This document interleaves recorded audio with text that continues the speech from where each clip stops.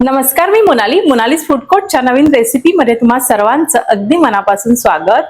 तर शेवग्याच्या शेंगा जनरली शहरामध्ये सर्रास उपलब्ध असतात, म्हणजे ऑल सीझन मध्ये असतात, पण हा ऍक्च्युअल सीझन आहे ज्यामध्ये त्या ट्रॅडिशनली अवेलेबल असतात।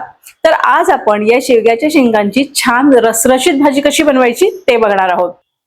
ही भाजी भाकरी सोबत किंवा भातासोबत सुद्धा खूप छान लागते। चला तर मग वळूयात आपल्या किचनकडे। तर इथे मी 4 शेकटाच्या शेंगा घेतलेल्या आहेत। बऱ्याच ठिकाणी याला शेवग्याच्या शेंगा असं म्हटलं जातं, आमच्याकडे याला शेकटाच्या शेंगा म्हणतात। तर 4 मीडियम साईजच्या शेंगा घेतलेल्या आहेत। त्याचबरोबर इथे आहे कांदा, 2 मोठ्या साईजचे कांदे कापून घेतलेले आहेत।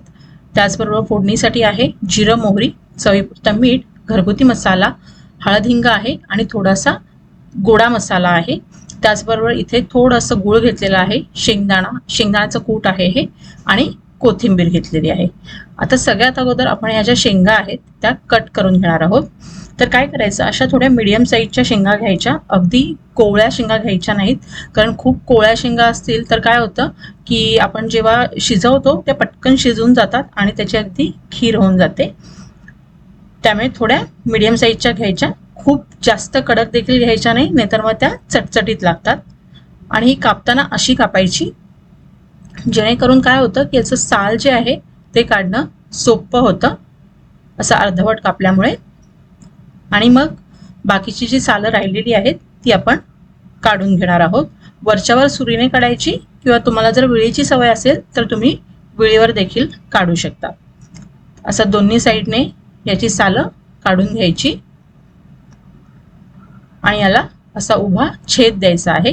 आता याच्यातल्या ज्या बिया आहेत त्या आपण काढून घेणार आहोत। या पद्धतीने इझिली निघतात अगदी। जर घाई गडबड असेल आणि समजा सकाळी बनवायची असेल भाजी, तर तुम्ही अगदी रात्री सुद्धा या शेंगा कट करून ठेवू शकता। या पद्धतीने कट करायच्या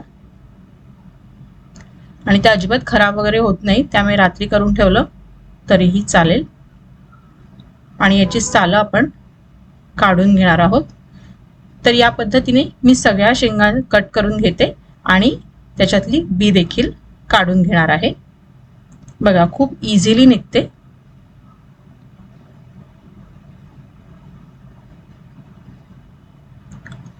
हे बघा, या पद्धतीने। आता फोडणीसाठी आपल्याला तेल गरम करत ठेवायचंय। तर खूप तेल लागत नाही या रेसिपीसाठी, 2 मोठे चमचे तेल आपण गरम करून घेणार आहोत। आपला कांदा जो आहे तो व्यवस्थित परतला जाईल या हिशोबात आपण याच्यामध्ये तेल घालतो आहोत। आता हे तेल आपण गरम करून घेऊया। तेल गरम झालं की याच्यामध्ये घालायची अर्धा चमचा मोहरी, आणि मोहरी छान फुलली पाहिजे। मोहरी फुलली की याच्यामध्ये घालायचं जिरं, आणि त्याचबरोबर हिंग घालायचा अर्धा चमचा, कारण थोडीशी उग्र असते शेवग्याची शेंग। आता आपल्याला याच्यामध्ये घालायचा आहे कांदा। कांदा थोडा जास्त लागतो या रेसिपीसाठी, कारण मेन जी ग्रेव्ही आहे ती कांद्याची आहे, त्यामुळे कांदा जास्त घ्यायचा आणि असा चमचा घ्यायचा, म्हणजे जेव्हा आपण शेंगा घालतो तेव्हा ते शेंगांची भाजी मिक्स करणं सोपं होतं। पळी वगैरे घेतली तर मग शेंगा पलटल्या जात नाहीत व्यवस्थित। आता याच्यामध्ये आपण घालूया चवीपुरतं मीठ। सो कांदा आणि एकंदरीतच पूर्ण भाजीला लागेल इतकं मीठ मी इथे वापरते आहे, ज्यामुळे हे जे कांदा आहे तो पटकन शिजतो। आता आपण हा कांदा शिजवून घेऊया। तर इथे गॅसची फ्लेम स्लो केलेली आहे, आणि आपला हा जो कांदा परतला जातोय तोपर्यंत काय करायचं, तर आपण शेंगा धुवून घेणार आहोत। तर ह्या शेंगा व्यवस्थित स्वच्छ धुवून घेतलेल्या आहेत, आणि एकीकडे तुम्ही बघू शकता इथे आपला कांदा देखील छान परतला गेलेला आहे। अधेमध्ये 2-3 वेळा मी हलवला होता। आता याच्यामध्ये घालायचे सुके मसाले।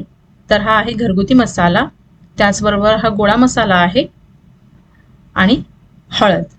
हे जिन्नस आपण याच्यामध्ये घालून घेणार आहोत, आणि आता आपण हे व्यवस्थित मिक्स करून घेऊया, म्हणजे ते कांद्यामध्ये देखील एकजीव होऊन व्यवस्थित परतले जातील। आता एखाद दुसरा मिनिट हे परतून झालं की याच्यामध्ये या शेंगा घालून घ्यायच्या। शेंगा उकडून वगैरे घेण्याची अजिबात गरज नाहीये, अशाच घ्यायच्या, आणि या मसाल्यांमध्ये आपण ह्या शेंगा शिजवून घ्यायच्या आहेत। तर या शेंगांना छान असं कोटिंग आलं मसाल्यांचं. याच्यामध्ये घालायचं पाणी. तर साधारण 1 कप होईल इतकं पाणी मी घातलेलं आहे. आपण याच्या शेंगा बनवतोय त्या रसरशीत शेंगा आहेत, त्यामुळे खूप पाणी घालायचं नाही, नाहीतर मग परत ते आटवत बसायला लागतं. तर 1 कप पाणी या एवढ्या शेंगांसाठी पुरेसं आहे. आता हे एकसारखं करून झालं की याच्यावर झाकण ठेवायचं. गॅसची फ्लेम थोडी मीडियम करायची, म्हणजे ह्या शेंगा देखील व्यवस्थित शिजतील. आणि या शेंगा एक 10 मिनिटं आपण शिजवून घेतलेल्या आहेत. आता आपण चेक करूया. मध्ये मध्ये 2-3 वेळा मी हे मिक्स केलं होतं.